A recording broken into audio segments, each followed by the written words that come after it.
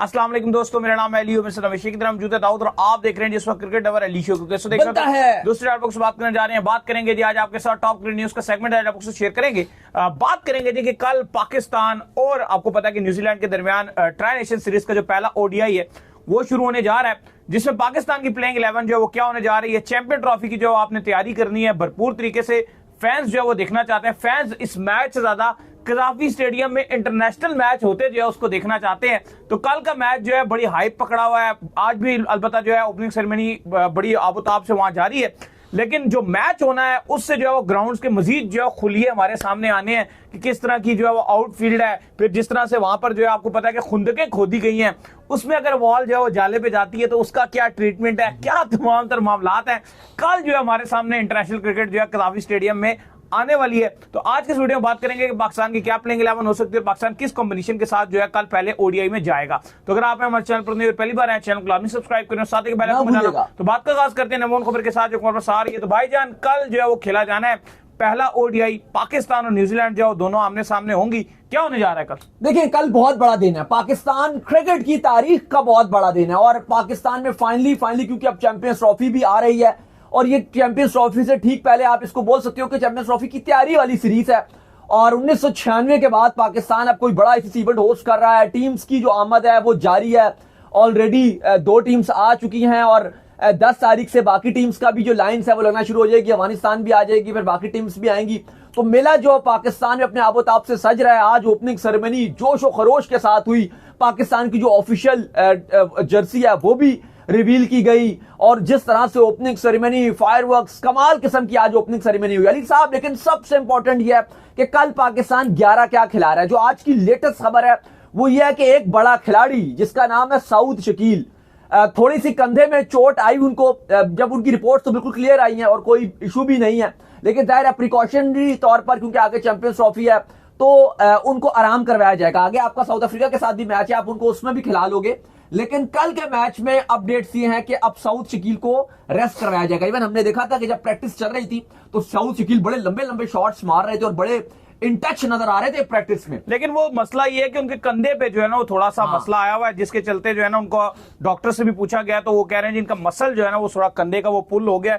तो बेहतर ये है कि जो कल का मैच है इसमें इनको आराम कराया जाए। हालांकि कुछ टाइम पहले आपको याद है कि जब फखर की और बाबर की हमने आपके साथ खबर शेयर की थी कि फखर और बाबर जो है पाकिस्तान की तरफ से जो वो ओपनिंग करने जा रहे हैं, तो एक जो सिलेक्शन कमेटी ने एक ये भी प्लान बनाया हुआ था कि उन्होंने बैकअप के तौर पर जो वो ओपनिंग में सऊद शकील को भी तैयार किया हुआ था कि अगर जो बाबर आजम इसके ऊपर जो कंफर्टेबल नहीं होते या बाबर आजम जो है इसके ऊपर एग्री नहीं होते तो फिर हम सऊद शकील से जो है पाकिस्तान में जो वो ओपनिंग करवाएं ओडीआई में। लेकिन अब सऊद शकील के लिए जो बुरी खबर है कि उनका जो कंधा है उसमें इशू आया हुआ है, जिसके चलते जो है उनको प्लेइंग 11 से जो है बाहर किया जा रहा है। लेकिन मुझे लगता है कि साउथ को मिलना चाहिए था पहला ओडीआई, उनके साथ थोड़ा गलती होगी ये चीज। चलो अब ये किसी के हाथ में तो नहीं है, अभी उनको चोट लग गई, आप प्रिकॉशन तौर पे आप बाहर करोगे। T20 भी नहीं है कि 3 घंटे का मैच है, ओडीआई पूरा दिन का मैच होता है, 7-8 घंटे का मैच है। तो आप कोशिश यही करोगे कि फिर वो आराम करें और अगले मैच में वो चुस्त होकर आए। लेकिन अली अब इंपॉर्टेंट सवाल यहां पर यह है कि उनकी रिप्लेसमेंट पे जो 2 नाम है जिनको आप उनको रिप्लेस कर सकते हो। एक अगर आप प्योरली बैटिंग की बात करो तो वो मिडिल ऑर्डर में खेलेंगे, ठीक है, पॉसिबल यही है कि वो नंबर 5 पे खेलेंगे। अगर 3 पे कामरान गुलाम खेलेंगे, 4 पे रिजवान, तो 5 पे आपके खेलेंगे सऊद शकील। तो आप इनकी जगह रिप्लेस करोगे तैयब ताहिर को, ठीक है। प्लेयर टू प्लेयर जो रिप्लेसमेंट बनती है वो तैयब ताहिर की बनती है। लेकिन अब एक और इशू है तैयब ताहिर के बारे में। तो खबरें अब ये हैं कि आप उनको स्क्वाड से बाहर करने का सोच रहे हो, ठीक है, आप उनको स्क्वाड से बाहर करने का सोच रहे हो। जगह आप चाह रहे हो कि हम स्पिनर को ले आए, सुफियान मुकीम को ले आए। इवन आज की जो लेटेस्ट अपडेट है वो ये भी है कि सुफियान मुकीम का फिटनेस टेस्ट भी लिया गया, उनका फिटनेस टेस्ट भी लिया गया और अपडेट ये किया पाकिस्तान के उनका फिटनेस टेस्ट लिया गया। खबरें ये भी थी कि जो सुफियान मुकीम है उनके हवाले से पहले ये कहा जा रहा था कि जो T20 है उसके अंदर तो वो फिट है, लेकिन ओडीआई का जो फिटनेस है वो अचीव नहीं की हुई। हाँ, तो अभी उनका टेस्ट भी लिया गया, अभी रिपोर्ट्स हमारे पास नहीं है उसकी कि क्या अपडेट है, लेकिन उम्मीद की जा रही है कि 11 तारीख से पहले उनको स्क्वाड में डाल दिया जाएगा तैयब ताहिर की रिप्लेसमेंट पे। तो अब यहां पर 2 सवाल आ गए हैं अली। पहला सवाल तो यह है कि अगर आप सऊद शकील कल नहीं खेल रहे और आप ये कहते हो कि उनकी प्लेयर टू प्लेयर रिप्लेसमेंट जो है वो तो तैयब ताहिर बनता है, और आप ये भी कह रहे हो कि तैयब ताहिर को तो आप चैंपियंस ट्रॉफी के स्क्वाड से बाहर कर रहे हो, ऐसा ही है।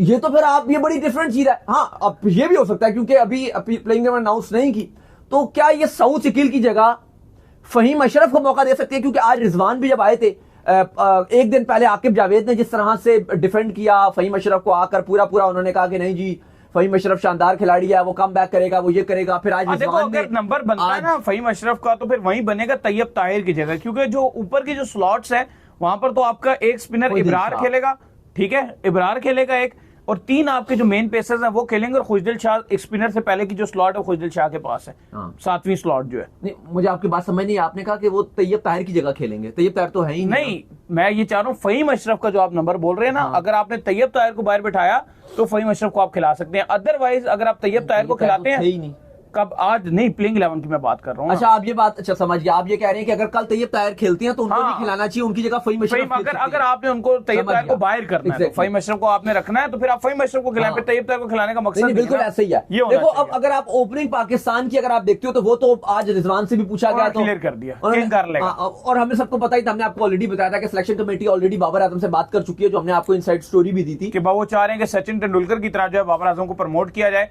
और उस तरीके से उनको जो वो ओपनिंग में लाया। तो फखर जमान और आपके बाबर आजम ओपनिंग करेंगे, और इस बार फखर जमान ने भी आज बात की है इस हवाले से। फखर जमान ने कहा कि मैं उम्मीद करता हूं कि बाबर आजम मेरे साथ ओपनिंग करेंगे और मुझे भी कंफर्ट जोन में लाएंगे और मेरे पर भी प्रेशर नहीं बनेगा, तो उन्होंने भी ये बता ही दिया कि बाबर ही उनके साथ ओपनिंग करेंगे। और हमने प्रैक्टिस में भी देखा है, जो प्रैक्टिस सेशंस हो रहे थे उसमें भी फखर जमान और बाबर आजम ही ओपनिंग कर रहे थे। तो ये खाली डिबेट ही नहीं है, सोशल मीडिया में सऊद का नाम चल रहा है जी कि फखर और सऊद ओपनिंग करेंगे, तो वो बिल्कुल ही झूठी खबरें और बेबुनियाद है।